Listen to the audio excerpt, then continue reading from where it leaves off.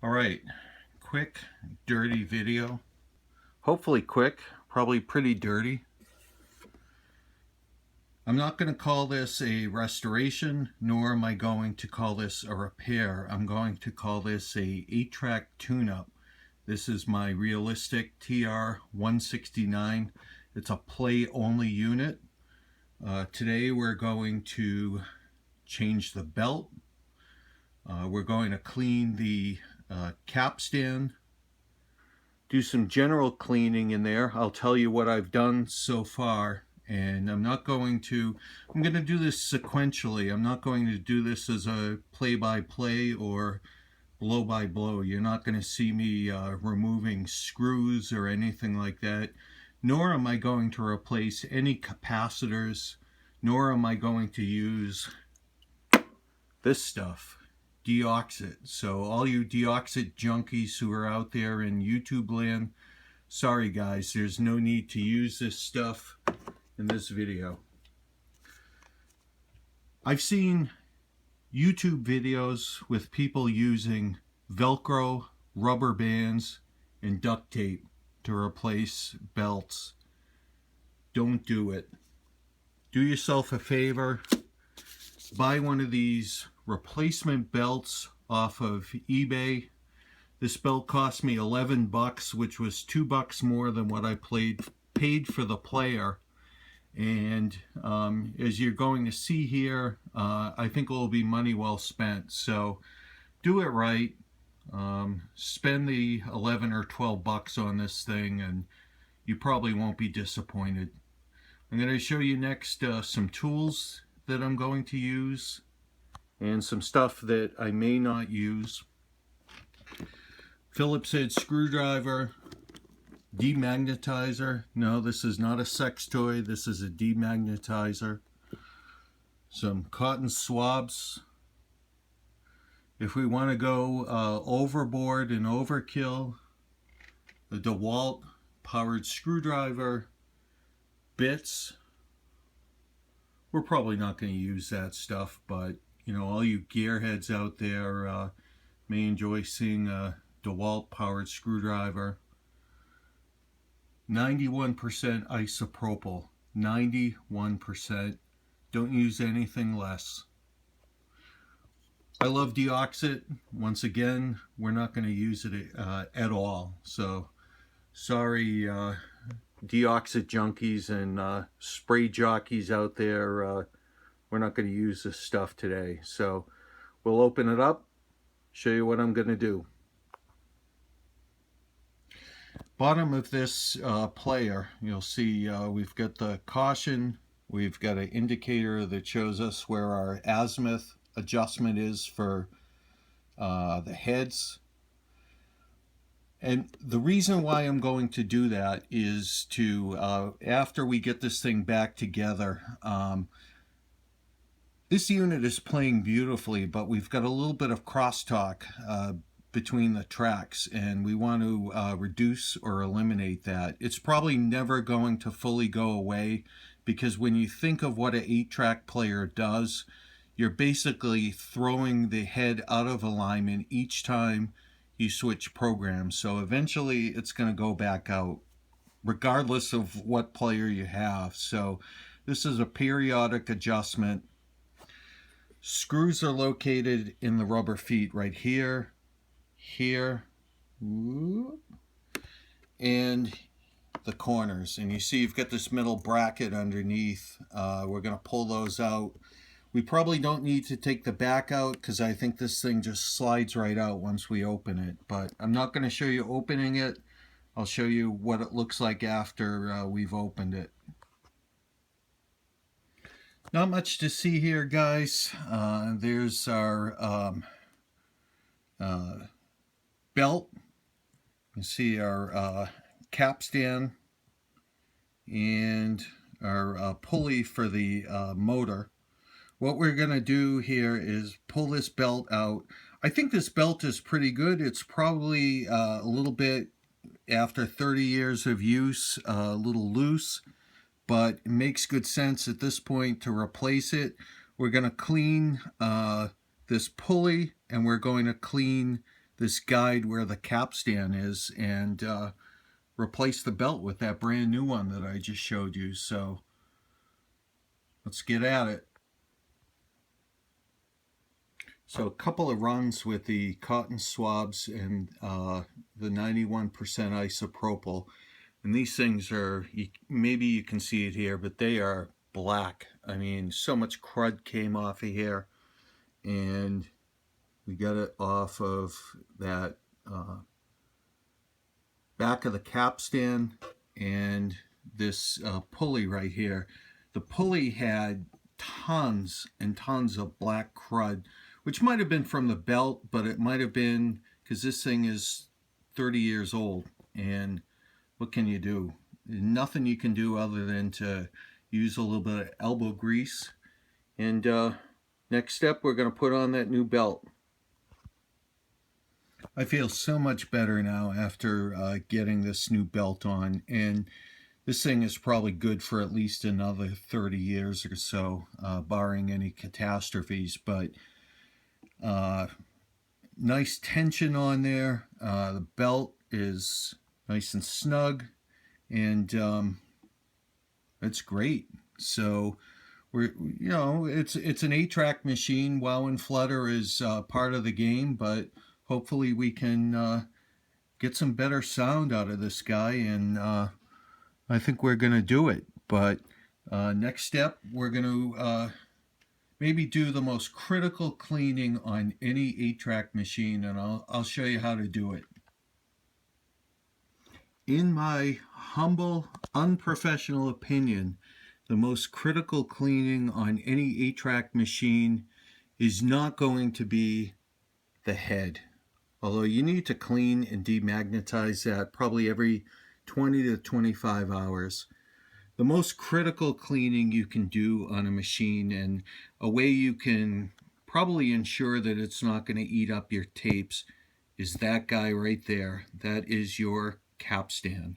And what happens is this engages with a pinch roller, which is inside the cartridge itself, and all the black rubber and crud that's on that tape is going to smear off on that shaft right there. So get in there, rotate it with, just using your finger right here. Make sure you clean all the way around there with your isopropyl and get all that black stuff off. So that's what we're going to tackle next. We got that thing pretty darn clean, the capstan, and you can see here a few more dirty Q-tips. You don't want to clean your ears with those. And feeling even better about this because it's nice and clean. While we've got this open, for all you capacitor junkies out there, I'm not seeing any bulging tops or anything like that. So I think these capacitors are going to live a few more decades. So no need to change those. I think next thing we'll do is look for the head adjustment and get our screwdriver out. Before we do that, I wanted to show you, I'm not going to clean the head because I've already cleaned and demagnetized it, but just a helpful tip, when you clean this thing, please go horizontally, don't go vertically. You could actually do some damage to that head. You want to go horizontal, left, right, or right to left, and that will keep it nice and clean. I think when I clean this, I probably use 3 or 4 Q-tips. So you should see, if you're getting this thing and it's had decades of use, yeah, you should have some pretty dirty Q-tips, but that should tell you you're doing the right job. And same deal with that. Use your 91% isopropyl. You'll be good. As far as demagnetizing goes, everyone's got their own kind of voodoo rituals to do this thing. You want to plug it in at least arm's length from it. You want to move into your head slowly. And what you want to do, if you've got one of these red things on, you want to keep that on. But you want to go in there, you want to move this thing around, get in there for a few seconds. You can do your capstan. You can also do this guy right here, which is your, I guess, solenoid to read the programs on the tape, and then slowly move this thing away and then unplug it. It's as simple as that. There's no rocket science necessary. So let's look for that head adjusting screw next.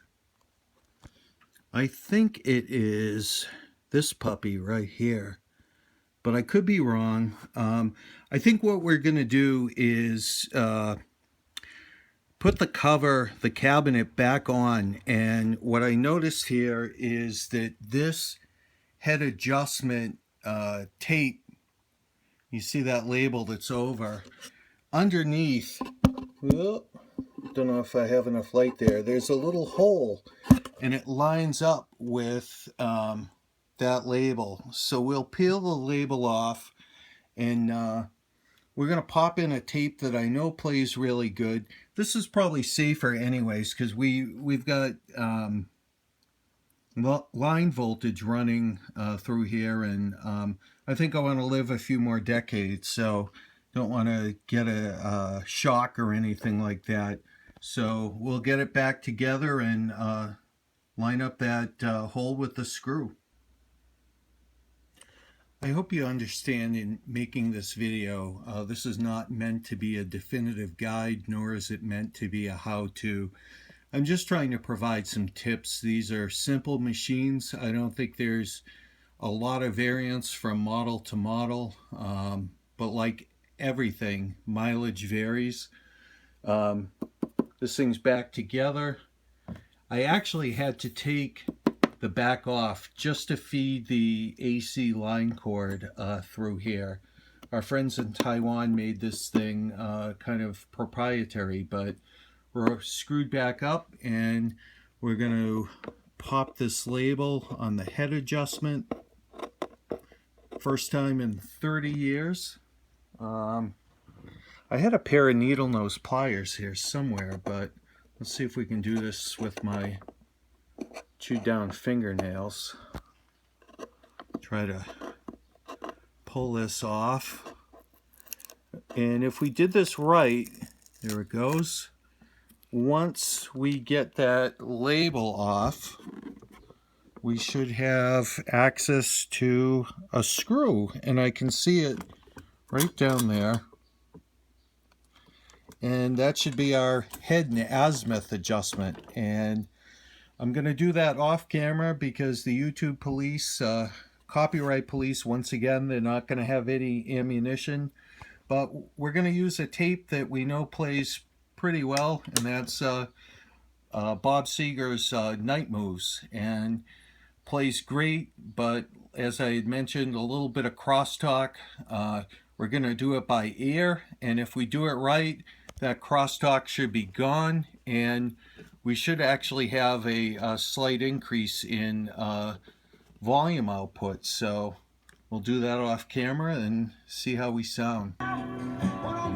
I think we are in business, and man, does this thing sound good. As good as a 8-track can sound. Let me turn the volume down here for a moment. Oh, a little bit of crosstalk. You have to really peak this thing, and you have to do it by ear. You hear it get louder and get softer, and then eventually you can hear the other tracks and then hear them fade out. You hear it right there.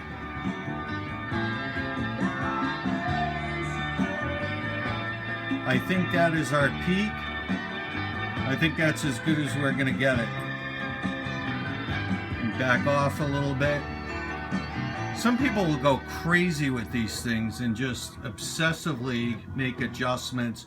Makes no sense. I mean, these tracks are so close together, you're never going to get it perfect, and eventually it's going to go out of alignment again. So do the best you can with it, and hopefully you'll get the adjustments you want. But I think we're there. Boy, am I happy with how this came out. I think it took me maybe 15 minutes total, and you know, every 20 hours or so, 25 hours, get in there with your cotton swabs and your isopropyl and clean the heads, clean that capstan. I can't tell you enough, guys. Clean that capstan. I think it's the most critical component of any of these 8-track players, to clean that thing.